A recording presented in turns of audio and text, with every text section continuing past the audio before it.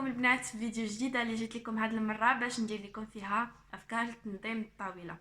وانا كنهضر على تنظيم الطاوله. اخر مره حطيت لكم الفيديو ديال عيد زواجي او افكار كيفاش تنظموا ديال اش كيقولوا ليه افكار تنظيم الطاوله ديال عيد الحب.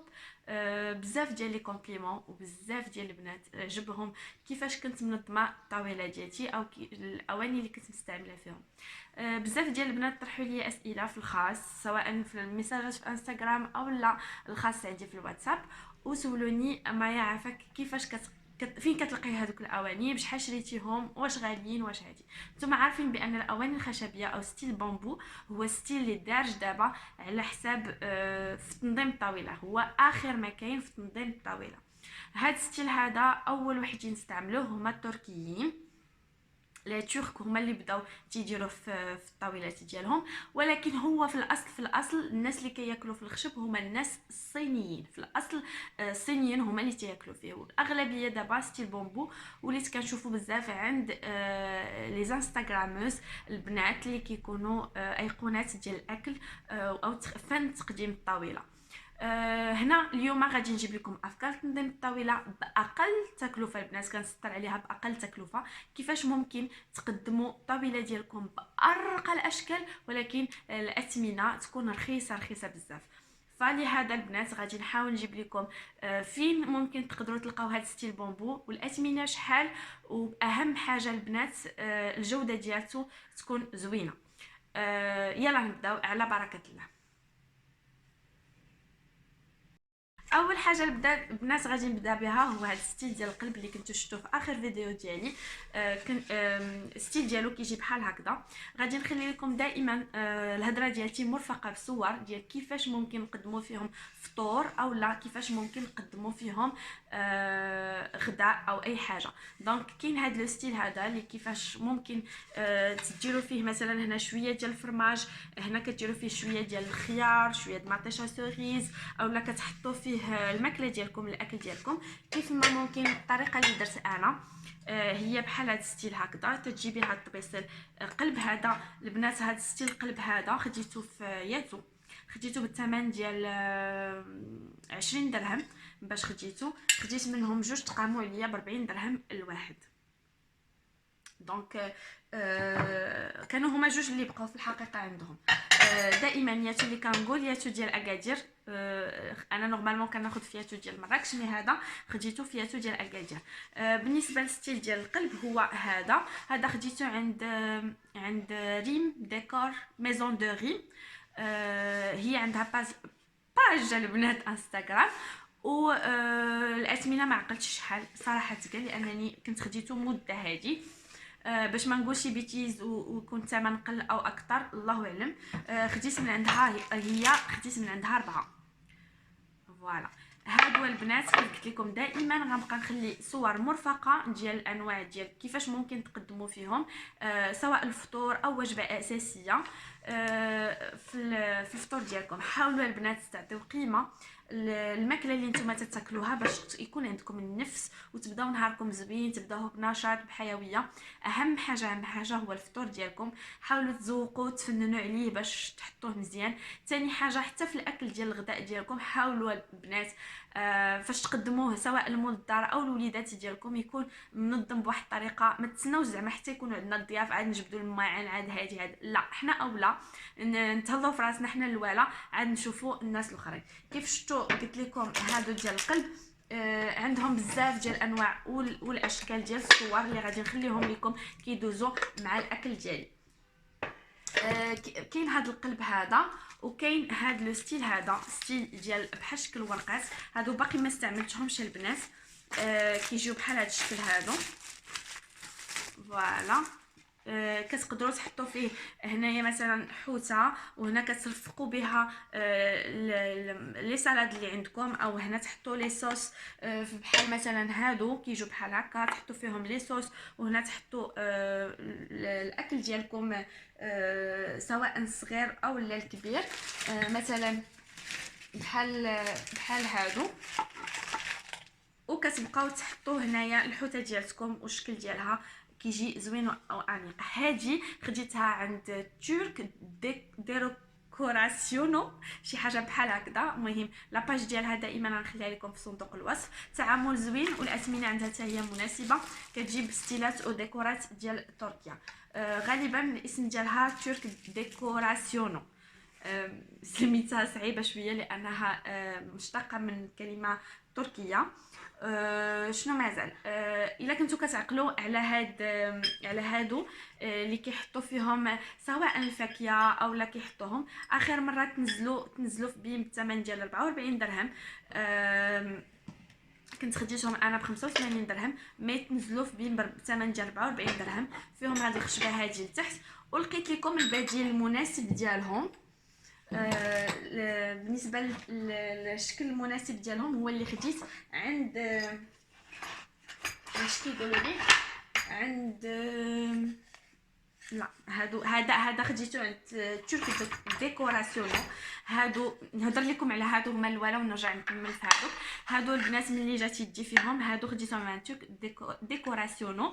هادو كيف قلت لكم غنخلي لكم الصوره مرفقه، كتحطي فيهم هنا شويه ديال الفرماج اولا الفاكهه بالالوان اولا لي بونبونيير اولا شويه ديال الخيار والطوماط سوريز. المهم انا دائما غنبقى نخلي لكم صور مرفقه بالكلام اللي كنقول. هادو حتى هما في التنظيم ديالهم زوين. مثلا حنا المغاربه تحطي فيه هنا شويه ديال الفرماج، هنا شويه ديال اش كيقولوا له كاشير، شويه ديال الزيتون، اي حاجه ممكنه. اولا بالليل الا كنتي جالسه غوتي بالعشيه تحطي فيه شويه ديال الفاكهه هكا ملونه. شنو ما بغيتي تحطي. انا خديت منه جوج، لا مارك ديالو سي مولينو، وهذا النوع الجيد ديال الخشب. كيف قلت لكم الاسمنه هي تقدر تقول لكم سميتو ترك ديكوراسيونو، راه كاينه لاباج ديالهم في الانستغرام. تاني حاجه البديل ديال هذا الشيء اللي كنقول لكم هو اللي خديت انا في اسواق السلام. هادو البنات خديتهم عند مازوس اللي في اكادير. غادي نخلي لكم في الفيديو اللي تابع هذا، يعني دابا غادي نهضر على هذا الشيء من بعد الفيديو اللي تابع هذا غادي نخلي لكم الجوله اللي درت عنده في المحل ديالو كامل مع الجديد اللي كيحط. عند مازوس خديت عنده هاد اللعيبات هادو بثمن ديال 5 دراهم الوحده. هرست كلشي ريت الحفله 5 دراهم الوحده. كيف شفتوا هذوك اللي كنت خديت عند ترك ديكوراسيونو ما محفرينش، عاودت خديت هادو. حلي لي هذيك اللي عندك عافاك، انا نحلها ونرجع نكمل معكم. اللي خديت عند ترك ديكوراسيونو ها الشكل ديالها كيفاش دايره، محفره وكبيره، الشكل ديالها كبير وثاني من الداخل غارقه، يعني كتقدري تحطي فيها الماكله وداكشي. اما هذه ما تقدريش تحطي فيها الماكله، يعني شي حاجه غارقه ما يمكنش. غير هو الفكره اللي طاحت عليا الا عقلتوا على هذوك اللي وريتكم تابين، هادو التصغير ديالهم. هذا مثلا هادو بحال هكذا كيتباعوا، كنت شريتهم انا ب 85 درهم الكبار. هادو التصغير ديالهم، فهمتوا البنات؟ تقدروا ديروا فيهم الماكله ديالكم عاود. الثمن كيتقام عليه قل. هاد الخشبه هذه ب 19 درهم في اسواق السلام، وهادو ب 5 دراهم الواحد. بحال قلتو 15 على 20 درهم تقريبا، هي 35 درهم كيتقام عليك لو بلاطو كله. فالثمن ديالو صغير وتقدري ديري فيه اي حاجه بغيتي. فوالا دائما في نطاق الحاجه هذه الفكره هذه غتسمح لي مولاتها لانني انا خديتها من عندها. كتعرفوا كاملنا من المتتبعات ديال اول وحده انا بديت كنتبعها في اليوتيوب كانت هي شامبلادي. تحيه ليها بشكل كبير جدا لانها تبارك الله كنت من لي فان ديالها، وكان كيعجبني التاويل ديالها وطريقه ديال التقديم ديالها للطاوله وداك البرانسيپ اللي غاديه به في التنظيم ديال الطاوله. تبارك الله ما شاء الله عليها، ابداع تام صراحه تقال. طريقه كيفاش كتقدم الطاوله وكيفاش كتعطي كل حاجه حقها. فصراحه اون سانسبير من عندها، ومن هذا المنبر انا كنعطيها واحد التحيه كبيره سواء في الفلوغات ديالها او اي حاجه. دونك انا كنت من المتتبعات ديالها وليت يوتيوبرز بحالها. فالبنات اللي ما تعرفوهاش يمشيو يشوفوها لان لي فلوغ وحتى لي فيديوز اللي كدير زوينه. كانت ورات واحد النهار واحد الفيديو خدات فيه هذا البلاطو هذا، وخدات معاه هادو عند مول 260 في سوق الحد، داك اللي كاين حدا جهه الخضاره من التحت. كيبيع هاد الشيء ديال الاواني ديال البديع، وكيبيع حتى الزاج، المهم اي حاجه، هاد الشيء ديال الصوص، كيبيع كل شيء هاد الشيء. فمن جهه الزيتون من التحت حدا الخضاره، فاغلبيه ديال الناس اكادير غيكونوا كيعرفوا فين جا. وشفت الفكره وعجبتني بزاف لانها براتيك وعمليه. تاني حاجه ما كيبقاوش يضيع عليكم لي كونتيتي، مثلا كتقدروا تخدموا غير داك الشويه اللي عندكم تاكلوه وصافي صلات عنبي. دونك عجبتني الفكره ومشيت خديتها. هادو باعهم ليا ب 240 الوحده، باعهم ليا ب 240 الوحده، خديت عنده 4 بحال هكذا. وهاد الخشبه هادي كانت قالت لي كتباع في اسواق السلام، انا ما لقيتهاش، فكومونديتها غير في واحد لو سيت. كنت خديتها بشي 75 درهم على ما اظن، 75 درهم. فعجبتني الفكره. شكرا بزاف شان بلادي، هي كانت وراتها لها واحد لابوني وعاود انا خديتها من عندك. سمحي لي فاطمه على هذه القضيه، مي فريمون اون سانسبير دو توا. تبارك الله عليك. شنو نقولوا، من انا صراحه هذه 5 سنين وانا متبعاها من فاش كانت تصور بالتليفون. شحال هذيك السيده اللي انها عطاتنا بزاف في اليوتيوب، وراتنا لي بون بلون، وراتنا بزاف ديال الحوايج انا بعدا شخصيا تعجبني. ثاني حاجه انها كتعطي افكار زوينين وتا في الاثمنه مناسبين، لانها ما تديرش شي حاجه غاليه. دونك كي قلت لكم اللي عجباتو هذه الفكره يقدر يدير بحالها. هادو كيف قلت لكم ب 240 درهم، وهذا راه انا كنت خديته ب 75 درهم. مي عند فاطمه كانت قالت بلي راه خداتهم في اسواق السلام. دونك البنات تقدروا تلقاوهم في اسواق السلام او ديروا بحالي، قلبوا سيغ انترنيت وكومونديو عليهم، راه غيوصلوكم. نفس الفكره البنات، وكنت شفتها هادي عند بيوتي باي امينه. وتلاقيتهم عند هذاك مول 260 نيت اللي في اكادير، وباعهم ليا ب 260 نفس الشكل، غير هما دايرين بحال هكذا، بحال شكل طويجنات. عطيني فوالا، كاين هذا الشكل هكا. عاود البنات كيجي راقي. هادو شفتهم عند بيوتي باي امينه. كانت وراتهم فاش كانت توري التنظيم ديالها، ديال فين كتحط الاواني المنزليه ديالتها، اخر تقريبا من واحد 3 اخر فيديوهات ديالها، وعجبوني ومشيت خديته. فريمون البنات هاد الشكل عاود تيحمق. قولوا لي البنات كيفاش جاكم. انا صراحه بلي بشي حاجه سميتها التاويل، وما يمكنش شي واحد يكون بلي وبالتاويل ما يكونش متبع هاد جوج ديال البنات في اليوتيوب. لا كانت بيوتي باي امينه او فاطمه شاغ بلادي، هاد جوج ديال البنات عندهم ما يقولوا في تنظيم الطاوله. وما نكذبش عليكم، انا واحد البنت اللي على ود لها داك التنظيم والتاويل اللي كيحمقني. نتوما تكونوا كتردوا البال لا في لي فيديو اللي كنحط على هاد القضيه هذه. فانا مبليه بشي حاجه سميتها الماكلي، واخا ان شاء الله نكون مطيبه غير اومليت، ولا بدا خصني ندور ونزوق بها، ندير عشود الكيتشاب من هنا ونزوقها من هنا ونزوقها من هنا. المهم خصني نحطها لدوك الناس اللي حدايا وهي زوينه. فوالا هذه لا كانت الفكره الثانيه.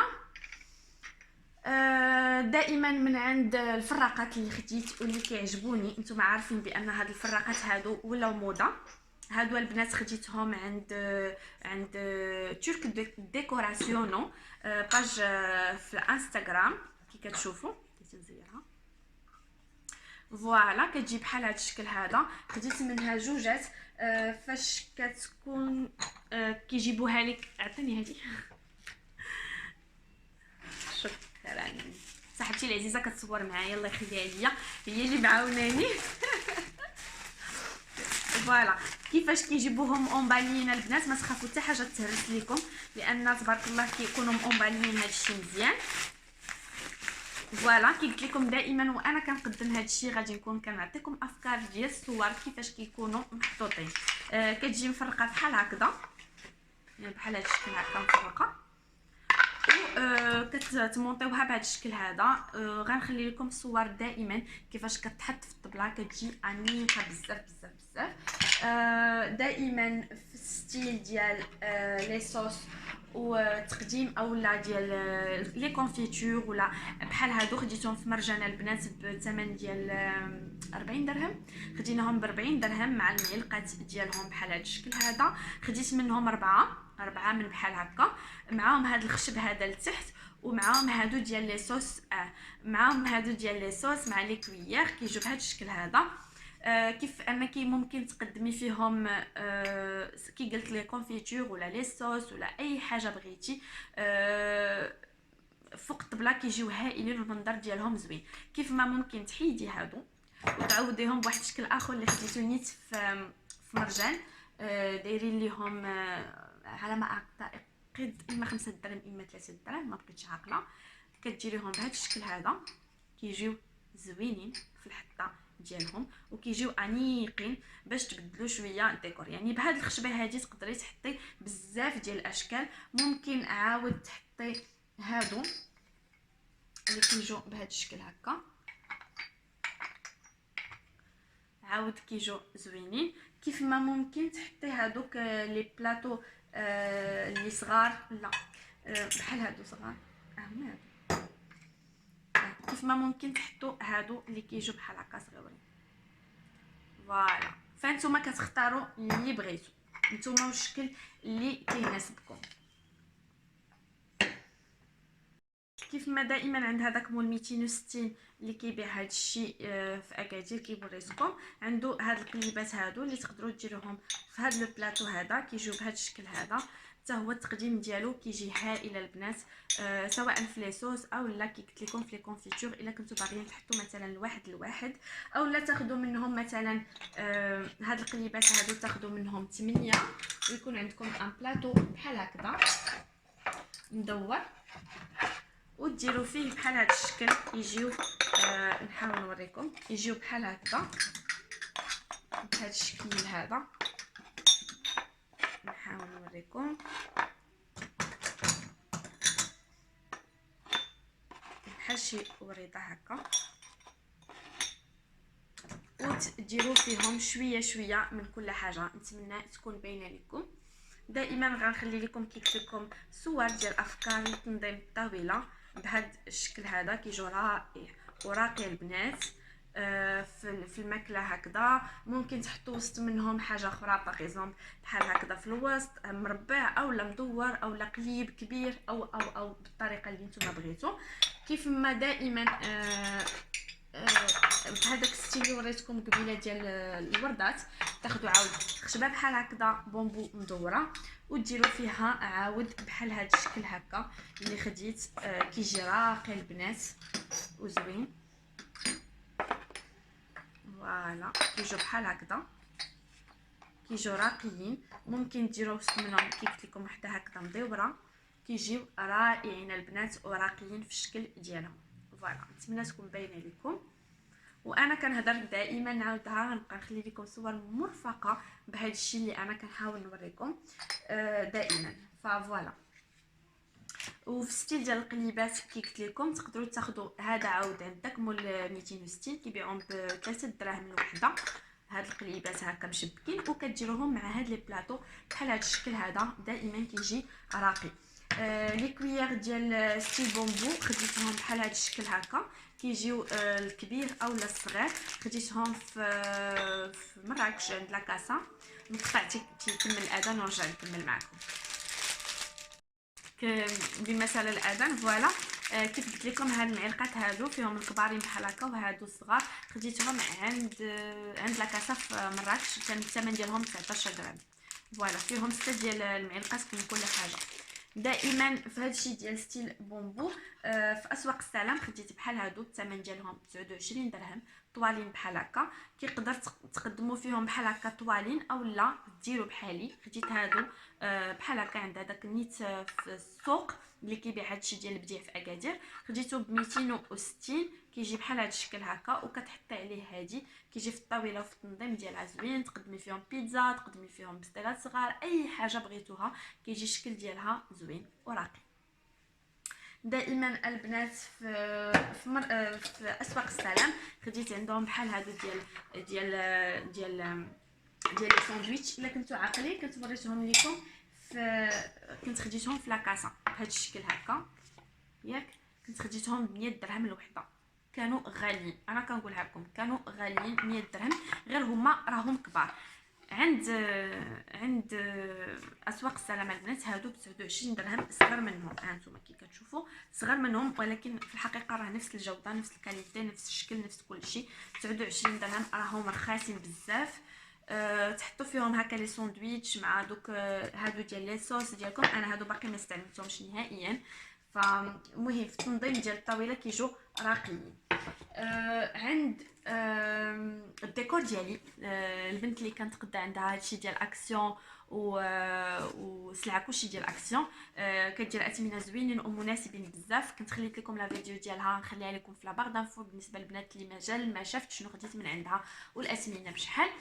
فوالا خديت عندها هذا اللي كيجي بحال هذا الشكل هذا اللي غادي نوريكم دائما بصوره مرفقه كيفاش كيمكن تقدموا فيه الاكل. كيجي بحال هذا الشكل، كتجي بلاطو بحال هذا الشكل هكا، ومعاه هاد لتحت الفراشات هادو ديالهم، معاهم هاد لا غدواز هادي اللي كتحيد وكتقدري ديريها الا بغيتي ديريها اولا بغيتي تحيديها. وثاني حاجه معاهم هاد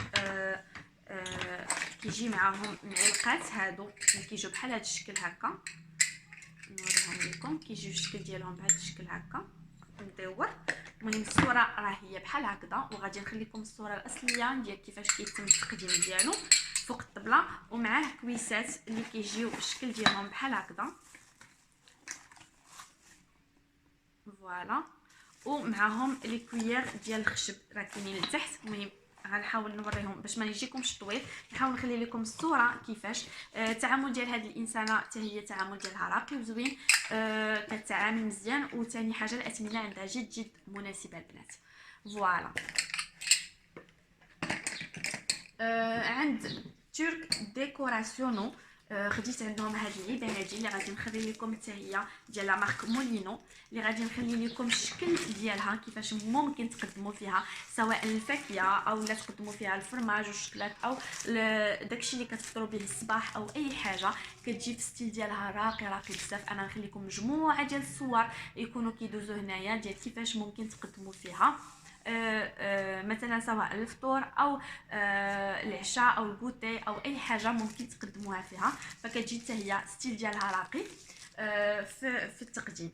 فمرجان دائما خديت هاد الفراقات هادو اللي تيجيو بحال هاد الشكل هكا. نورمالمون كيتباعوا عند اكسيون بحال هاد الشكل هذا، فيهم ستيل نص خشب ونص بديع. هاد الفراقات هادو اللي تباعوا في مرجان بالثمن ديال 65 درهم، كانوا فيهم 3 طاجات وكاينين 2 طاجات. انا خديت هذه ديال 2 طاجات، كتجي راقيه في الشكل ديالها وزوينه. دائما فاش كنقولوا التقديم ديال الطاوله خاص دائما تعرفي تختاري غير اثمنه مناسبه. بحال دابا هادو 65 درهم راه غير الطريقه اللي انت تشري بها الاواني ديالك يكونوا رخاصين، ولكن الطريقه اللي كتقدمي بها للناس تكون زوينه. فكان اسيستي انا على هذيك الحاجه دائما. هادو ديال نوريكم هادو اللي كنت صوريتهم لكم ديجا. هادو كنحط عليهم الكيسان ديال الاتاي او الكيسان ديال القهوه او الشاي اي حاجه. فخديت منهم 4 بحسب بحكم حنايا نورمالمون غير 3، ملي كناخذ 4 بحسب ولدي واخا باقا صغير فوالا. كتحطي فيه كيكسر داك التنظيم العادي او اللي حنا كنعرفوه دائما. من عند ميزون دو ريم خديت هادو كبارين دي بول بحال هكا، كديري فيهم لي كورنفليكس ديالك او لا سوب ديالك او اي حاجه او لي سالاد او غنخلي لكم دائما الصوره ديال هادشي اللي انا كنقول مرفقه بالهضره ديالتي. اخر حاجه بغيت نوريها لكم هما هادو اللي كيجيو بحال هكا، كتحطوا فيهم مثلا شويه ديال العسل شويه ديال الفرماج وشويه ديال لا كونفيتور هنايا، وتحطي الكويس ديالك ديال اتاي مع شي طبيسل هنا ديري فيه شنو ما بغيتي. فدائما كي قلت لكم الصور كيبينوا كلشي. كيجي راقي حتى هو في التقديم ديالو، او كيف ما ممكن انكم تاخذوا غير دي بلاطو بحال هكا ديال البديل اللي يكونوا تقدروا تسيرفيو فيهم هكا سامبل، او لا تسيرفيو فيهم وهما بحال هذا الشكل هكا. كيجيو حتى هما راقيين بالبيض والكحل. كيجي راقي بزاف سواء ستيل بومبو او ستيل نوار بلون، كيجيو راقيين بزاف. فاش كنكونوا كنهضروا على تنظيم الطاوله كنكونوا كنهضروا على لا باز اللي كنستعملوها في تنظيم الطاوله. هي دائما خاصنا الناب يكون لتحت اللي كيكون كيبرز الالوان او كيعاون يبين لينا هذيك الحاجه. فانا لو ستيل اللي كيعجبني بزاف واللي كنحماق عليه هاد الايامات، واخا هو ديال كانوا جدودنا زمان كيستعملوه. دائما غنخليكم صور ديال دوك ستيلات بحال هاد لي ناب هكا، كيجيو سواء تاخذوهم هكا سيرفييت باش مع هاد كيجي كيتماشى مع هاد الستيل هذا، كيجي راقي ورائع. فدائما غادي نخلي لكم كي قلت لكم الصور، اما تاخذوهم هكا سو فورم دي ناب او تاخذوهم سيرفييت، او لا تاخذوهم بحال هكا بحال شكل ناب هكا بمربعات صغيره. حتى هو كيجي زوين بزاف في التقديم ديال الطاوله بلاتي تقلبوا. فوالا حيت هذا هو وجهه. فوالا كيجي راقي في التنظيم ديال الطاوله. كاين في هذا اللون، كاين في الغوز، كاين في الزرق، كاين في كاع الالوان. فانتم اختاروا الالوان اللي كتناسبوا معكم، او اللي عنده وليدات صغار وكيخاف انه يوسخوا ليه الطبله، فخذوا دي ناب بحال هكا اللي يكونوا ملسين. كاين هذا ستيل كارو. دائما غادي نخلي لكم الصور ديال كيفاش كيكون التنظيم ديال الطاوله ديالك وهي انيقه بهذاك الشكل هذاك، كيجيو رائعين بزاف. او لا بالبيض والكحل كيف شفتوا في اخر فيديو كنت وريت لكم كنستعملوا مع دي سيت دو طابل. المهم انا دائما غادي نخلي لكم صور مرفقه ديال هذا الشيء في الاخر ديال مع الهضره اللي انا كنقول. دائما انا فاش كيبغي تقدمي الزيت ديالك ديال او العسل، الزيت والعسل، او زيت المائده والزيت الاخرى ديال الزيتون، انا هادو خديتهم كندير فيهم زيت اركان وزيت العود. كيجيو بهذا الشكل هذا. خديتهم عند مازوز دائما بالثمن ديال 12 درهم. هادو كنت شفتهم عند جيجي شانيل، اخر بنت كنت درت معها التعاون ديال الفيديو، كانت راقيه وزوينه حتى هي في التعامل ديالها. شفتهم عندها كيفكروني بدوك القرعات ديال الشيمي اللي كنا كنقراو فيهم في لافاك. الشكل ديالهم زوين بزاف بزاف. لا مارك ديالهم سي باسكاش من التحت، وغزالين بزاف. كي قلت لكم خديتهم بالثمن ديال 12 درهم. انا كانوا عندي واحد الستيل اخر اللي غنوري لكم في لا فوتو، كيكون مدور وعاد فيه ديك البوشونه ديال الخشب. هادو لا فيهم بوشونه ديال البلاستيك بحال هكذا، ومن الشكل ديالهم داير بحال دوك القريعات ديال الشيمي. والله العظيم البنات اللي قراو الشيمي يقولوا لي تماما بحال هذاك الستيل. فوالا كيجيو في الشكل ديالهم زوين وراقي. نتمنى نكون فتكم البنات بهذا الشيء اللي انا خديت. غنوريكم اخر حاجه ونرجع لكم. فوالا دائما عند مرجان خديت هادو بالثمن ديال 100 درهم. 100 درهم خديتهم ب 100 درهم، ما بقيتش عاقله. وعندهم هذا لو سيبور هذا السيبور هذا اللي كنستعملو انا في كل شيء. داير هادو الشكل ديالهم كتقدري تقدمي فيهم السلطات وداك الشيء. خديت منهم جوجات، وكيف ما ممكن انكم تعوضوه بهذا الستيل هذا اللي شفتوه في اخر فيديو عندي. هذا الستيل هذا اللي شفتوه في اخر فيديو كيجي بحال هذا الشكل هكا، كيجيو زوينين بزاف في الشكل ديالهم بحال هكا. تقدروا ديروا فوق منه هاد اللعيبات هكا، وكتحطوا فيهم السلطات ديالكم في التقديم ديالهم. دائما في ستيل ديال هاد بلاتي هادوك في مرجان. اما هاد الشكل هذا اللي داير بحال هكا، هذا خديته عند مازوزه البنات. لا مارك ديالو سي بوندياني، واحد لا مارك تركيه. كيجي بحال هاد الشكل هكا طوالين. كان الثمن ديالهم 15 درهم.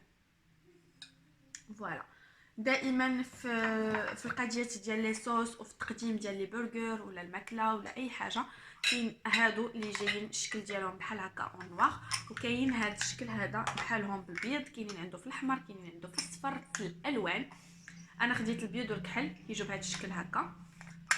فوالا كيجيو في التقديم مع هذوك الخشبات رائعين وراقيين.